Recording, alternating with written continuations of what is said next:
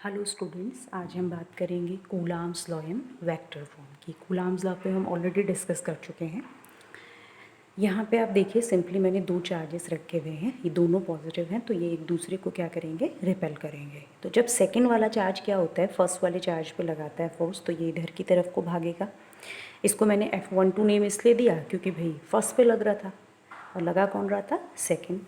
इसी तरीके से सेकेंड वाले पे कौन लगा रहा है, फर्स्ट, तो इसको मैंने 2-1 नेम दे दिया। ठीक हो गया। अब हम डिस्कस करते हैं यहाँ पर कि इसको हम जो कूलाम्स लॉ होगा उसको वेक्टर फॉर्म में लिखेंगे कैसे। तो सिंपली आप यहाँ आइए, पहले मैग्नीट्यूड आप देखिए कैसे लिखेंगे। F12 1/4πε0, ये कूलाम्स लॉ होता है आपका। आर का मतलब क्या, इनके बीच के डिस्टेंस है आर, मैंने यहाँ आर लिख दिया।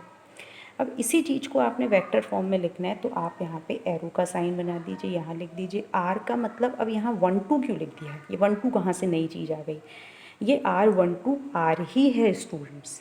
सिर्फ 1-2 यहाँ पर एक थोड़ा सा पोजीशन को दिखा रहा है कि 1 पे फोर्स लग रहा है सेकेंड से, 1 पे फोर्स लग रहा है सेकेंड से, तो इधर की तरफ को हम जा रहे हैं। तो फाइनली हम कहाँ पहुँचे, 1 पे। आए कहाँ से थे, 2 से। तो डिस्प्लेसमेंट कितना हुआ, यानी कि इसको अब हम क्योंकि पोजीशन की बात कर रहे हैं तो डिस्प्लेसमेंट की फॉर्म में दिखाना पड़ेगा अभी हमें।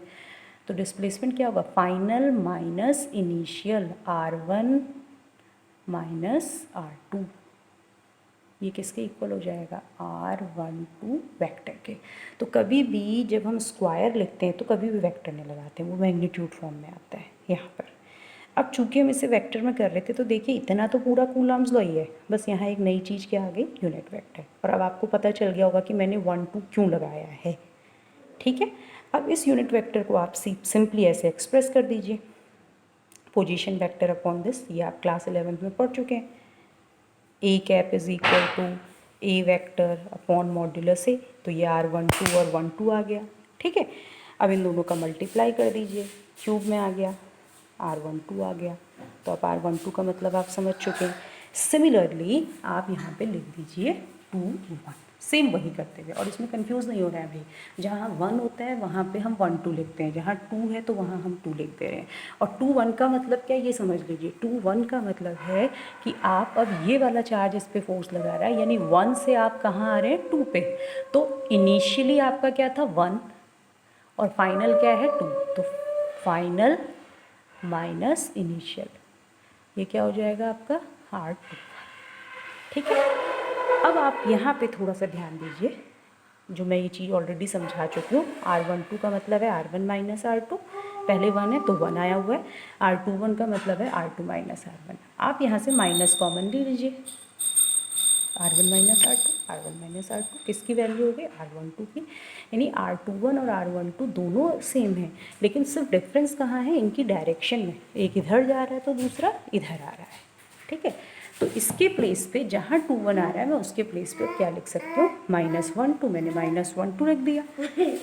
और इस 2-1 के प्लेस पे भी मैं 1-2 लिख सकती हूँ। अब अच्छा, ऐसा क्यों कर सकते हैं, वहाँ तो मैं माइनस लगा रही हूँ, यहाँ नहीं लगा रही हूँ। उसका रीजन ये है स्टूडेंट कि ये 1-2 और 2-1 इक्वल तो थे, बट डायरेक्शन का चेंज था। हमने यहाँ पे मॉड्यूलस ले लिया, मॉड्यूलस ले लिया, तो ये भी R12 R21, यानी मैग्नीट्यूड में R12 R21 मैग्नीट्यूड में सेम है, इक्वल टू R है।